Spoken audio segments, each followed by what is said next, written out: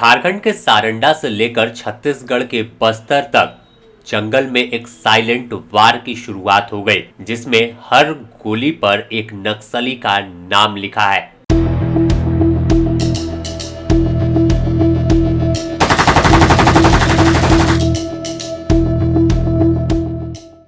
31 मार्च 2026 नक्सलियों के खात्मे की डेडलाइन तय कर दी गई।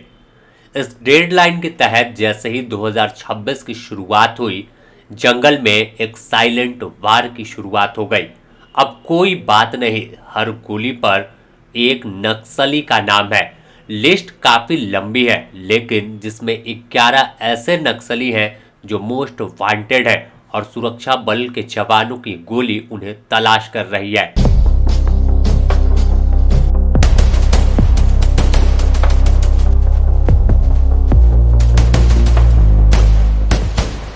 इकतीस मार्च तक देश में नक्सलवाद का नामो निशान खत्म करने का दावा गृह मंत्रालय ने किया है और इस दावे के तहत सुरक्षा एजेंसियों ने गृह मंत्रालय के साथ 11 नक्सलियों की लिस्ट साझा की है, जिसमें कई नाम है। झारखंड से लेकर छत्तीसगढ़ तक के नक्सली शामिल हैं।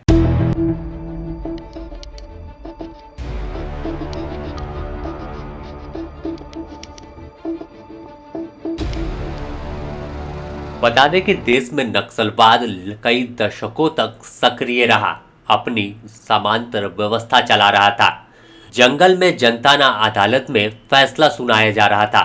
लेकिन साल 2026 नक्सलियों के खात्मे की तारीख तय कर दी गई।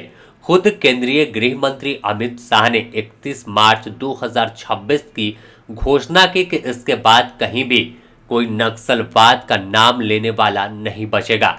बस इस दिशा में लगातार जवान आगे बढ़ने लगे। केंद्र सरकार के आदेश के बाद गृह मंत्रालय की रणनीति पर तमाम जवानों ने काम करना शुरू किया, जिसका फायदा भी बीते पिछले साल देखने को मिला। कई दुर्दांत और टॉप नक्सलियों को जमींदोज कर दिया, तो कई डर से पुलिसिया दबिश जब बढ़ी तो उन्होंने हथियार डाल दिया।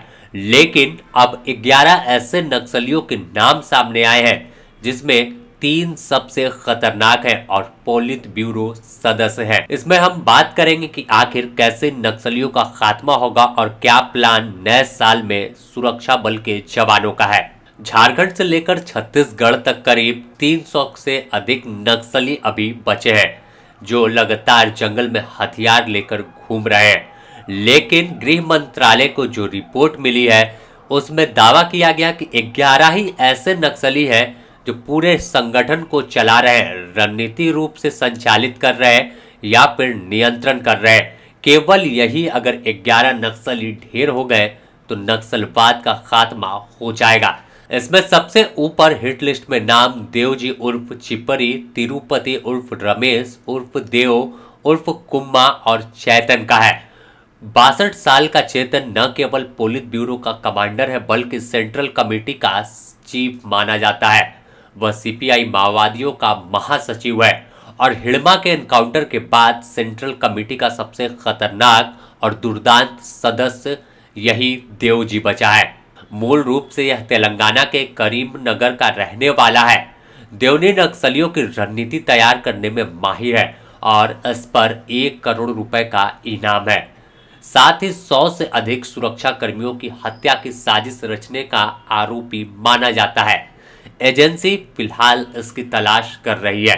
दूसरे नंबर पर देखें तो मुपल्ला लक्ष्मण राव उर्फ गणपति, उम्र 50 साल है, लेकिन शातिर दिमाग है और सबसे खतरनाक माना जाता है। कहा जाता है कि इसके रणनीति के आगे कई रणनीतियां फेल साबित हो जाती है। हमेशा AK-47 साथ लेकर चलता है। पोलित ब्यूरो का प्रमुख सदस्य और सेंट्रल कमेटी का एडवाइजर है। संगठन में उसकी सलाह बेहद खास और अहम होती है और सुरक्षा बल पर हुए कई बड़े हमलों की साजिश रचने में इसकी मेन भूमिका रही है। अब तीसरे नंबर के टॉप कमांडर की बात कर ले, जो झारखंड के सारंडा में बैठा है, मिसिर बेसरा है। तीसरे स्थान पर मिसिर बेसरा उर्फ भास्कर उर्फ सुनिर्मल उर्फ सुनील विवेक सागर है। काफी उम्र हो गई, 65 साल का है। पोस्ट ग्रेजुएट पढ़ा लिखा है और झारखंड के गिरिडीह का रहने वाला है। फिलहाल पोलित ब्यूरो सदस्य है और ईस्टर्न रीजनल ब्यूरो यानी ईआरबी का मिलिट्री चीफ कमांडर है। ईआरबी छत्तीसगढ़, झारखंड, पश्चिम बंगाल और उड़ीसा समेत पूर्वी भारत में नक्सल गतिविधि को चलाती है। मिसिर बेसरा पर भी 1 करोड़ का इनाम है, वह भी AK-47 से लैस है, यानी इनके दस्ते में AK-47 लेकर तमाम कमांडर घूमते हैं। सबसे टॉप इन 3 जो थे वो है। इसके बाद अगर बात करें हेमलाल देवल उर्फ बरसे देवा, जिसे PLGA बटालियन नंबर 1 का चीफ बनाया गया है। बरसे देवा सुरक्षा बल पर हमलों के लिए जाना जाता है। इसके बाद मल्लाह हाजी ने सुरक्षा बल पर कई हमले किए हैं। अब बात झारखंड और बिहार के स्पेशल कमेटी सदस्य की। अनलदा उर्फ तूफान, कई हमलों में साजिशकर्ता के रूप में इसका नाम सामने आया है। अनलदा कई नामों से जाना जाता है। इसका नाम पतिराम मांझी उर्फ मरांडी भी है। 55 साल उम्र है और यह बेहद नक्सलियों में खास माना जाता है। सेंट्रल कमेटी के सदस्य के साथ साथ बिहार और झारखंड स्पेशल एरिया कमेटी का सचिव है। फिलहाल झारखंड के सारंडा जंगल में इसका ठिकाना है और माना जाता है कि ऐसे कई नाम है। लाल सिंह, वह भी लिस्ट में 11वें नंबर पर है।